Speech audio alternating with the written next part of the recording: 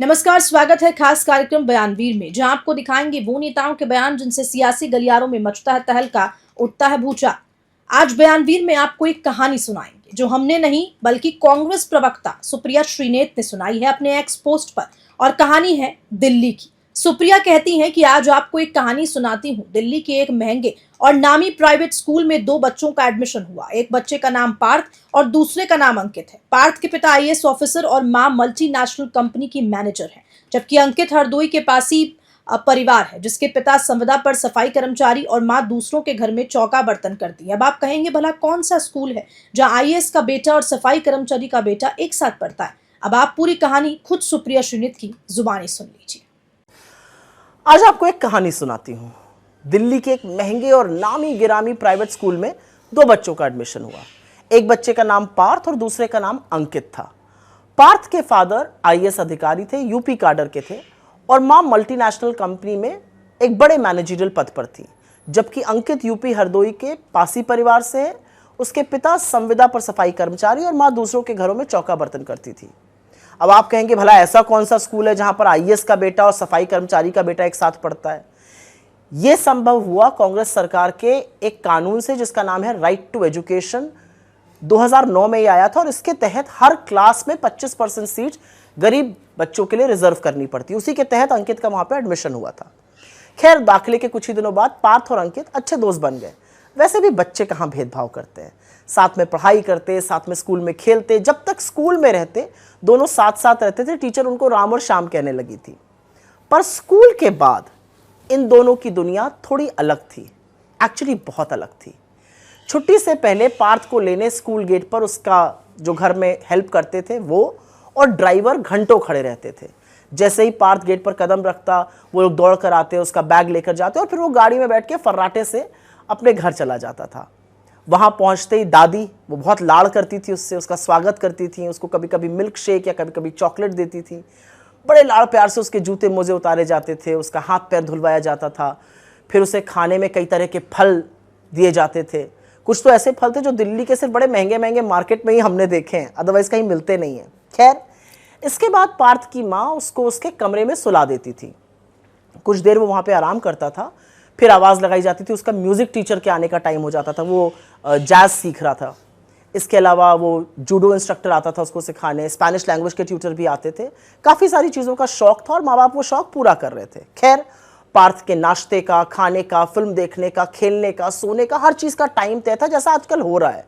पार्थ के पिता जब शाम को ऑफिस से लौटते थे तो चाहे कितने भी थके हों, उससे पूछते थे आज स्कूल में क्या पढ़ाया गया। पार्थ के पास बैठकर उसे वो दोबारा पढ़ाते थे, उसके हर कंफ्यूजन को गंभीरता से लेते थे, दूर करते थे, होमवर्क पूरा कराते थे। रिस्पॉन्सिबल फादर थे। और अगर अभी कभी कभी पापा होमवर्क ना करा पाते तो पार्थ की मम्मी सुबह उसका होमवर्क पूरा करवा कर ही उसको स्कूल भेजती थी। और अगर मम्मी बिजी हैं और अवेलेबल नहीं है तो दादी उसके स्कूल के काम में उसकी मदद करती थी। उनका एक्चुअली पार्थ से बेहद लगाव था। वो हमेशा उससे कहती थी कि पार्थ, तुम्हें तो अपने पापा से भी बड़ा अफसर बनना है। पार्थ का टीवी वगैरह भी काफ़ी मॉनिटर्ड था। उसके पापा उसे नेशनल ज्योग्राफिक पर डॉक्यूमेंट्रीज दिखाते थे। उनके साथ उसकी स्पेस प्रोग्राम्स देखने में रुचि बढ़ी। साल में पूरा परिवार 2 बार छुट्टियों पे जाता था। गर्मी में अधिकतर विदेश जाते थे और जाड़ों में कहीं देश में जाते थे। पार्थ की मदर ने उसको एक जर्नल गिफ्ट किया था, जिसमें वो अपने हर यात्रा के बारे में, नए अनुभवों के बारे में, नई जगहों के बारे में लिखता था। और शायद यहीं से उसके अंदर जिज्ञासा और जागरूकता दोनों पैदा हुई थी। ये हुई पार्थ की कहानी। उधर अंकित स्कूल खत्म होने के बाद अक्सर, इनफैक्ट रोज ही, वो 12 महीने अपना बैग उठाकर पैदल ही घर जाता था। जिस कच्ची बस्ती में 3000 रुपये महीने में किराए पर वो रहता था, उसके परिवार रहता था, वो स्कूल से थोड़ी दूरी पर था। वहाँ स्कूल बस नहीं जाती थी, लेकिन उसके पास इतना पैसा नहीं था कि वो रोज ऑटो रिक्शा करके वहाँ जाए। खैर, अंकित स्कूल से लौटने के बाद अपने पड़ोसी के यहाँ से घर की चाबी लेता था, क्योंकि उसकी माँ को काम पर जाना रहता था, दोपहर वाले काम पर। अंकित को स्कूल से आने में देरी होती थी। फिर वो खुद ही अपना खाना, जो सुबह माँ बना के गई होती थी, रोटी सब्जी वगैरह, वो या तो कभी कभी गर्म करता था या ऐसे ही खा लेता था। अंकित एक्चुअली जिन बड़ी बड़ी इमारतों के पीछे बसाई गई तंग बस्तियों में रहता था, वहाँ कीड़े मकोड़ों की भरमार थी। पानी भी थोड़ा सा संक्रमित आता था और इसकी वजह से वो बार बार बीमार होता था। कई बार उसको मलेरिया, कई बार उसको टाइफॉइड हुआ। इन बस्तियों में न पानी समय से आता था और न बिजली, इसलिए कभी कभी अंकित को स्कूल से लौटकर बाल्टी भरने की कतार में भी खड़े होने पड़ता था। क्योंकि माँ बाप का काम पर जाना बेहद जरूरी था। अगर वो नहीं गए तो शाम को घर में क्या बनेगा, इसी पर सवाल उठ जाए। खैर, एक और प्रॉब्लम थी। अगर स्कूल में पढ़ाई गई किसी चीज से अंकित दुविधा में रहता था, समझ में नहीं आती थी, तो वो चाहकर भी घर में किसी से मदद नहीं ले सकता था। ना माँ उतनी पढ़ी लिखी थी, ना फादर इतने शिक्षित थे, और ट्यूशन टीचर रखने के तो शायद उनके पास पैसे भी नहीं थे। जैसे तैसे वो खुद ही मेहनत करके पढ़ता था। कई बार अगर नहीं समझ में आता था तो होमवर्क अगले दिन सुबह अपने दोस्तों से स्कूल में ही पूछ के पूरा करता था।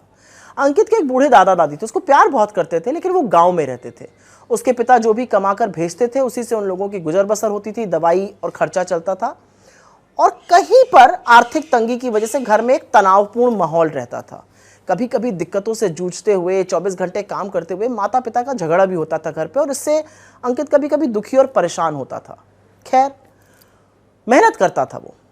महीने बीतते गए, साल बीते। पार्थ और अंकित 8वीं क्लास में पहुंच गए। साल भर की पढ़ाई के बाद एग्जाम का टाइम आया। दोनों ने अपने हिसाब से मेहनत करी, फिर रिजल्ट आया।